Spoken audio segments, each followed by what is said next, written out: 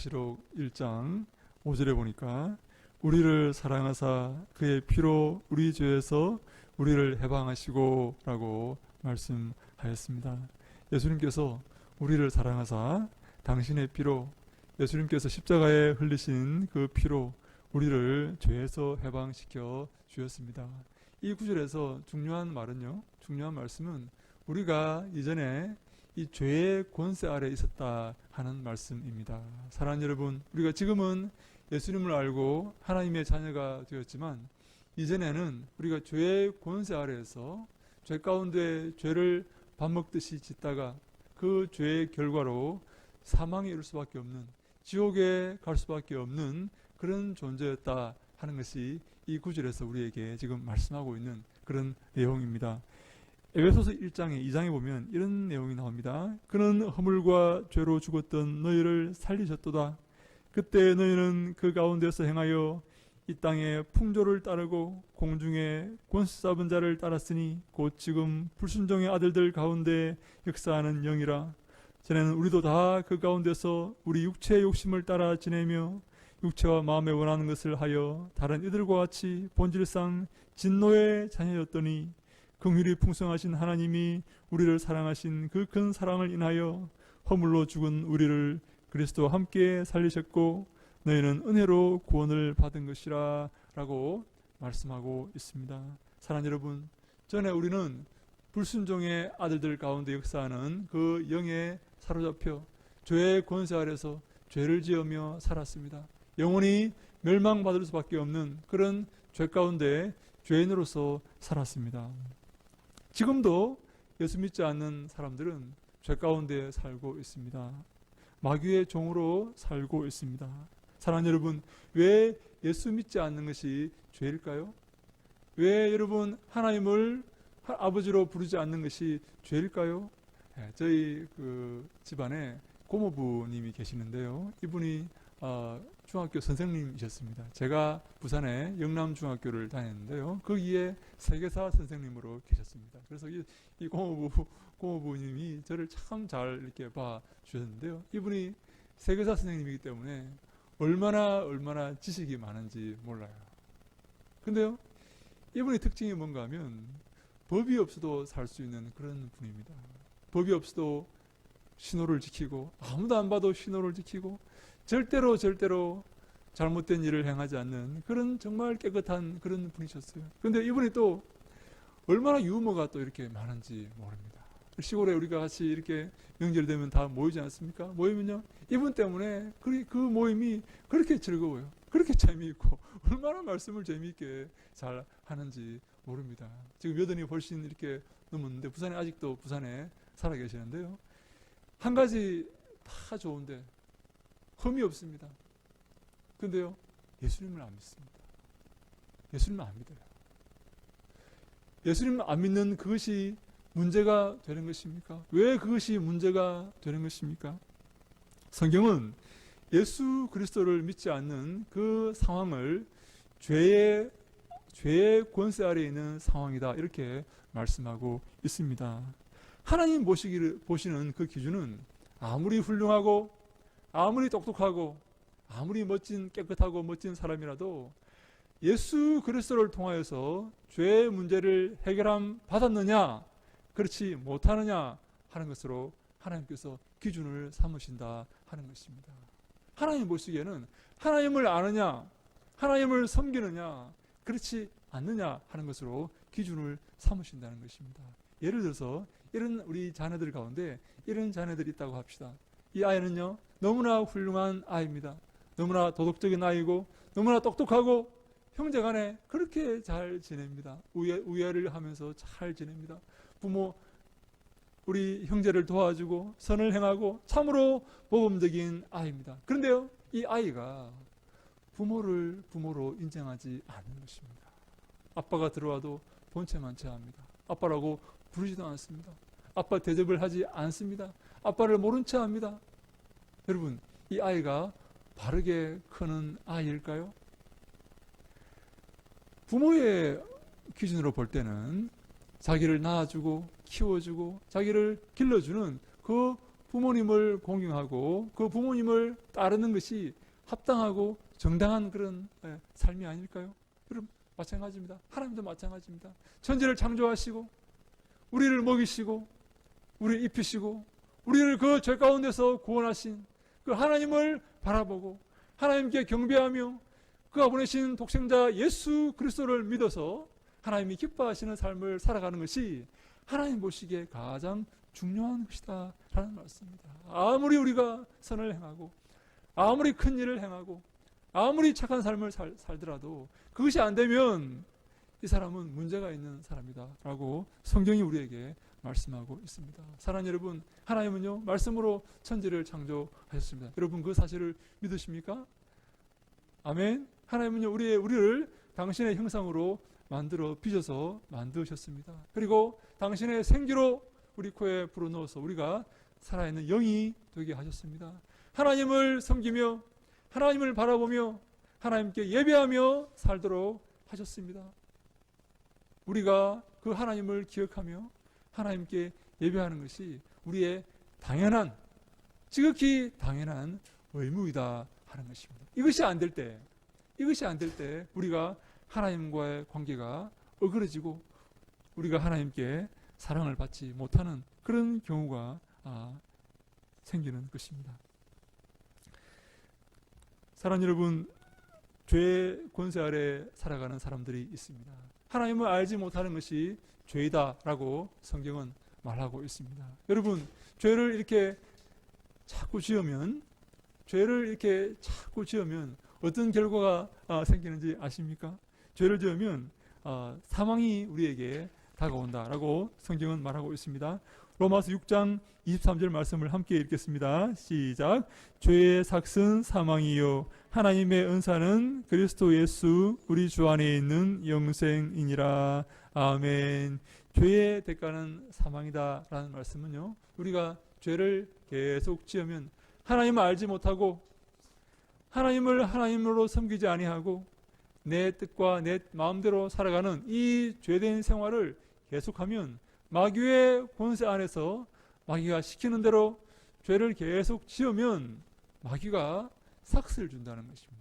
대가를, 월급을 준다는 것. 수고했다고, 죄를 많이 지어서 수고했다고 월급을, 삭스를 주는데 그 삭시 무엇입니까? 사망이라는 것입니다. 사망이라는 이 삭스를, 수고했다고 삭스를 이 마귀가 준다는 것입니다. 죄의 끝에는, 이 죄된 삶의 끝에는 반드시 사망이 임한다라고 말씀하고 있습니다. 그런데 우리가 전에는 아무도 하나님을 아버지로 섬기지 아니하고 하나님을 하나님으로 대접하지 아니하고 죄된 삶을 살았다라고 이렇게 성경은 말씀하고 있습니다. 아무도 여기에서 예외가 없습니다. 아무리 돈이 많은 사람도, 아무리 많이 배운 사람도 여기에 예외가 없었습니다. 로마서 3장 10절에 이런 말씀이 나옵니다. 같이 읽습니다. 기록된 바 의인은 없나니 하나도 없으며 깨닫는 자도 없고 하나님을 찾는 자도 없고 다 치우쳐 함께 무익하게 되고 선을 행하는 자는 없나니 하나도 없는 일 없도다. 우리 모두가 이 죄 가운데 살았음을 성경은 선포하고 있습니다. 우리 모두가 죄인이라는 사실을 선포하고 있습니다. 천지를 만드시고 우리를 지으시고 우리를 사랑하시고 우리를 도우시고 우리를 인도하시는 이 하나님을 버리고 하나님을 외면하고 내 뜻대로 살았던 이 삶이 마귀의 지배 아래 있는 삶이고 죄의 권세 아래 있는 삶이고 이 삶의 끝에는 반드시 사망이 임한다는 사실을 성경이 말씀하고 있는 것입니다. 사랑하는 여러분, 그런데요, 예수님께서 우리를 버려두지 아니하시고 이 사망 권세 아래서 죽어가는 멸망 가운데 살아가는 우리를 버려두지 아니하시고 우리를 사랑하셔서 이 땅에 오셔서 당신의 피를 흘려 주셨다라고 성경은 말씀하고 계십니다. 여러분, 요즘 사형이 집행이 되는지 안 되는지 모르겠지만 여러분 흉악범이 있지 않습니까? 여러분 저 우리 수원에, 가까운 수원에서 여러분 여인을 살해하고 이렇게 토막 내어서 했던 그 사람이 사형 선고를 받지 않았습니까? 여러분, 그 사람을 위해서, 그 흉악 무도한 그 사람을 위해서 여러분 죽어줄 수 있습니까? 그 사람을 대신해서 죽어줄 수 있습니까? 여러분, 얼마나 잔인하게, 얼마나 비참하게 그 연약한 여인을 죽이고 토막을 내어서 은폐하려고 했던 그 사람을, 그 사형 선고를 받은 그 사람을 대신해서 여러분 기꺼이 죽어줄 수 있습니까? 아마 아무도 없을 것입니다. 치를 떨고 사람들이 사형 제도를 부활해야 된다. 치를 떨고 사람들이 그를 정죄했지 않습니까? 여러분, 착한 사람이 있습니다. 정말 어려운 사람이 있습니다. 그를 위해서 죽어줄 수 있는 사람이 있을지 모르겠지만 흉악무도한 죄인을 위해서 죽어줄 수 있는 사람은 없다는 것입니다. 그런데요, 예수님께서 우리를 사랑하사 그 크신 사랑으로 당신의 피를 흘려서 죄에서 우리를 해방시켜 주셨다라고 성경이 우리에게 말씀하고 있습니다. 예수님께서 십자가에서 그 피를 흘려서 우리를 구원해 주신 것입니다. 죄의 권세 아래서 죽어가는 우리를 해방시켜 주신 것입니다. 이것은요, 우리에게서 아무런 그런 좋은 점과 아무런 이 구원을 받을 이유가 없음에도 불구하고 예수님께서 은혜로 우리를 위해서 십자가에 달리신 것입니다. 은혜로 십자가에서 피를 흘려 주신 것입니다. 사랑하는 여러분, 이 은혜가 놀랍지 않습니까? 여러분, 이 은혜라는 말은요, 성경에서 말한 이 은혜라는 말, 이 카리스라는 말인데요, 이 공짜로라는 말입니다. 공짜로, 네? 선물로라는 말입니다. 아무런 내가 그 선물을 받을 그것을 받을 그런 이유와 그런 원인이 없음에도 불구하고 내게 주시는 선물을 은혜라고 표현을 합니다. 우리의 구원이 바로 은혜입니다. 여러분, 우리가 죽었을 때에, 우리 하나님을 알지 못하였을 때에 하나님께서 우리를 깨워 주셨습니다. 하나님을 알게 하셨습니다. 죄 가운데 살아가다가, 죄의 권세 아래 살아가다가 영원히 멸망받을 수밖에 없는 그런 존재인 우리들을 위해서 예수님께서 십자가에서 피를 흘리심으로 우리를 그 죄의 권세에서 해방시켜 주셨습니다. 죄의 자녀에서, 마귀의 자녀에서, 사망의 자녀, 지옥의 자녀에서 하나님의 자녀로 우리의 위치가 이동된 것입니다. 나는 할 수 없습니다. 나는 도무지 그 굴레를, 그 죄의 권세를 빠져나올 수가 없는데 예수님께서 십자가에 못 박혀 죽으심으로 우리를 그 죄의 굴레에서 건져내어 하나님의 자녀로, 천국의 백성으로 우리를 구원해 주신 것입니다. 그래서 우리가 이제 하나님을 알게 된 것입니다. 예수 그리스도를 믿게 되었고 하나님께 예배하게 된 것입니다.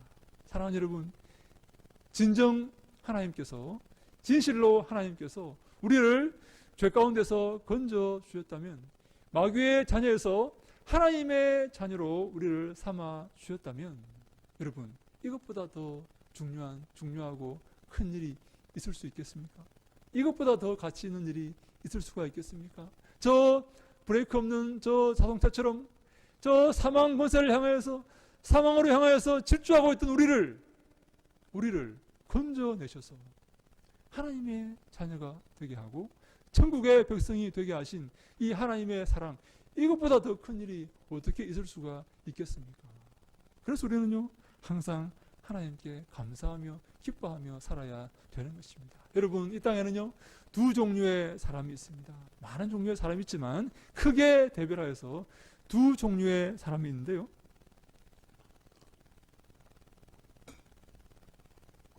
한 종류의 사람은 언제 죽을지 몰라서 두려워하는 사람입니다. 그 사람은요, 죽으면 바로 지옥으로 떨어집니다. 불구덩이에서 영원토록 고통받게 될 운명을 가진 사람입니다. 다른 한 종류의 사람은 예수 그리스도를 통하여서 그 죄의 용서함을 받고 그 징벌의 용서함을 받고 하나님의 자녀가 된 사람입니다. 이 사람은요, 언제 죽어도 진실로 그가 예수 그리스도를 구주로 믿었다면 하나님의 자녀가 되어서 언제 죽어도 천국에 가는 사람입니다. 죽지 않아도 이 땅에서 하나님의 보호하심을 입고 하나님의 인도하심을 입고 이 땅에서 기뻐하며 감사하며 살아가는 사람입니다. 한쪽은요, 불안 가운데, 두려움 가운데 벌벌 떨다가 죽어서 지옥 가는 사람이고, 다른 한쪽은 기쁨과 감사로 살아가다가 영원한 천국에 이르는 사람입니다. 여러분, 이 둘의 차이가 얼마나 큽니까?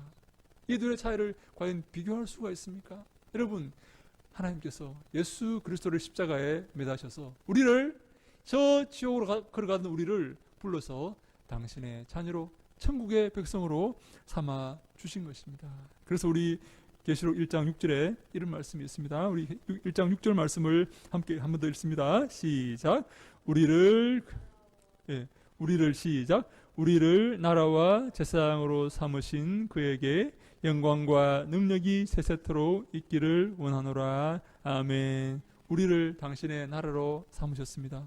우리를 당신의 백성으로 삼으셨습니다. 구약에서는 이 사실을 뭐라고 표현하냐면 우리를 당신의 보물로 삼으셨다, 그렇게 말합니다. 당신의 소유로 삼으셨다 말인데, 이 소유라는 말은요, 구약에서 소유라고 이렇게 표현하는데, 우리를 당신의 소유로 삼으신 것입니다.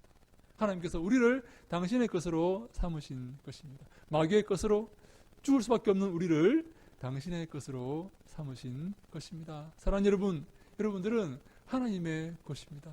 하나님의 자녀들입니다. 여러분이 소유란 말이 무슨 말인가 하면요, 이 히브리어로 서굴라라는 말입니다. 서굴라. 한번 따라해 볼까요? 서굴라. 야, 여러분들이 발음이 얼마나 좋은지 모르겠습니다. 서굴라.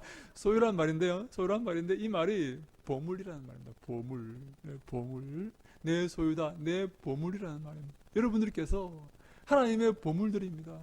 네? 제가 보니까 이렇게 인상들이 다 좋고 정말 보물들처럼 이렇게 생기셨어요. 네, 여러분들이 하나님의 보물들입니다. 하나님께서 당신의 외아들 독생자 예수 그리스도를 십자가에 매달아 여러분들을 값주고 사셨습니다. 네? 여러분, 그렇게 귀하신 존재들입니다. 우리를 나라로 당신의 나라로 삼으시고 또한 제사장으로 삼으셨다라는 말입니다. 여러분, 제사장이 하는 일이 뭔지 아십니까? 구약에서 제사장이 하는 일은 하나님의 말씀을 전하는 그런 사역을 제사장들이 하였습니다. 물론 제사도 드렸지만 우리 성전에 나오는 사람들에게 하나님의 말씀을 가르친 그 일을 제사장들이 하였습니다. 우리가 바로 하나님의 그 놀라우신 은혜를 입었다면, 그 놀라운 구원을 체험하고 하나님의 자녀가 되었다면, 이 놀라운 하나님의 사랑을 우리가 이웃에게 전파해야 된다라는 말씀입니다. 나 혼자만 기쁘고 많은 것이 아니라 이 놀라운 구원의 소식을, 이 놀라운 복음을 이웃에게 전해야 됩니다. 저 사망 권세 아래에서 사망으로 달려가는 저 사람들을 예수 믿고 하나님의 자녀가 되게 하기 위해서, 구원하기 위해서 이웃에게 이 복음을 우리가 전해야 되기 때문에 우리를 제사장으로 삼았다라고 성경이 말씀하고 있습니다. 사랑하는 여러분, 우리는요, 이 하나님께 영광과 능력을 돌려야 됩니다. 이 하나님께 영광을 돌려야 됩니다. 이 하나님께 감사하셔야 됩니다. 여러분, 그래서요, 바울이 뭐라고 말합니까? 범사에 감사하라 라고 말하지 않습니까? 항상 기뻐하라 라고 말씀하지 않습니까? 우리에게 주신 놀라운 은혜, 형언할 수 없는 은혜, 값주고 살 수 없는 은혜, 한량없는 이 은혜를 우리가 하나님께 감사할 줄 아셔야 된다 하는 것입니다. 두 번째, 우리 하나님께 돌릴 것이 있습니다. 그것은 뭔가 하면 능력입니다. 여러분, 우리를 구원하신 분이 하나님이신 줄로 믿으시기 바랍니다. 사랑하는 여러분, 이 교회 주인 되시는 분이 누구십니까? 이 교회 주인이 누굽니까? 접니까? 여러분들입니까? 아닙니다. 예수 그리스도이십니다. 하나님이십니다. 네?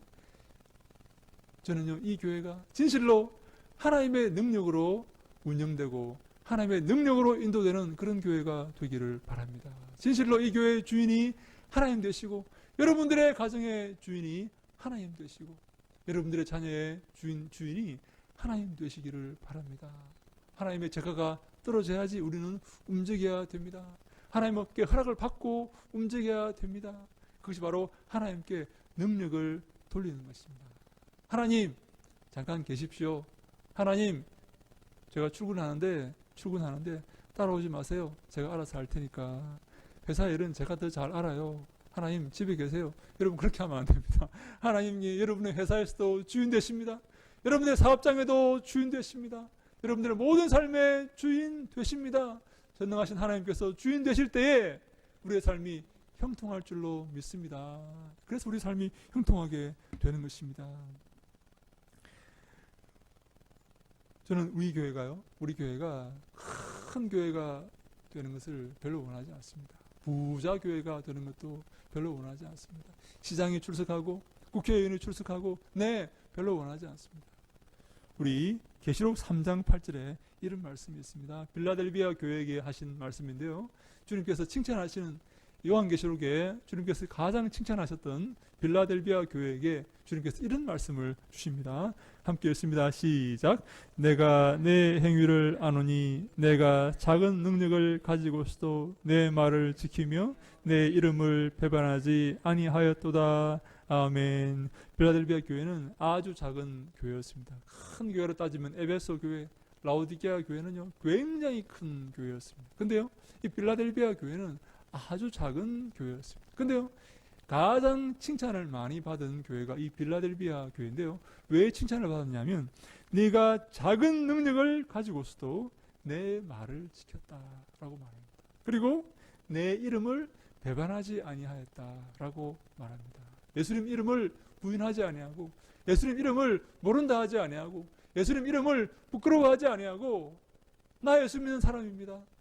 나 하나님의 자녀입니다. 예수님 나의 주님이시고 나의 구주이십니다 라고 예수님 이름을 인정하고 자랑스럽게 그의 삶을 통해서 나타내었다라는 말씀입니다. 그래서 예수님께서 마지막 때에 이 빌라델비아 교회를 칭찬하신 것입니다. 우리 교회가요 하나님 말씀을 지키는 교회가 되어야 됩니다. 그것이 가장 중요한 우리의 사명입니다. 예수 이름을 부인해서는 안 됩니다. 예수 이름을 모른다 해서는 안 됩니다. 돈 앞에서 권세 앞에서 예수 이름을 부인해서는 안 됩니다. 무엇보다 가장 중요하고 가장 귀한 것이 바로 하나님 말씀이요 예수 그리스도의 이름이기 때문입니다. 그래야지 하나님께서 우리에게 복을 주십니다. 먼저 그의 나라와 그의 의를 구하라. 그리하면 이 모든 것을 너희에게 더하시리라 라고 예수님께서 말씀했지 않습니까? 먼저 하나님의 나라와 하나님의 의를 구할 때에 하나님께서 이 모든 축복을 우리에게 주신다고 약속하셨습니다. 나를 따라오라. 내가 너희로 사람을 낳는 어부가 되게 하리라. 예수 그리스도의 뒤를 따라야지 사람을 따라가면 안 됩니다. 예수 그리스도의 뒤를 따라야지 사람들이 몰려온다는 것입니다. 사랑하는 여러분, 주님의 사랑 가운데 우리가 항상 승리하며 주만을 붙들며 하나님께만 영광 돌리는 귀하고 복된 아름다운 교회를 세워나갈 수 있기를 주님 이름으로 간절히 축원합니다. 아멘. 기도하겠습니다. 하나님 감사합니다. 사랑하는 종들이 겸허한 마음으로 머리를 숙입니다. 주님의 크신 사랑과 크신 은혜로 함께 하시고 축복하여 주시옵소서. 하나님을 더 잘 섬기게 하시고 예수 그리스도의 뒤를 더 잘 따르게 하시고 마음을 다하고 성품을 다하고 힘을 다하여서 하나님께 영광 돌리며 하나님을 사모하는 저희들 아버지여 다 되게 하여 주시옵소서. 동산 예수교회 주님이 기뻐하시는 교회가 되게 하시고 주의 말씀을 지키며 예수 그리스도의 이름을 배반하지 아니하는 착하고 충성된 교회가 될 수 있도록 하나님께서 함께 하시고 역사하여 주시옵소서. 인도하실 것을 믿사옵고 예수님 이름으로 기도하옵나이다. 아멘.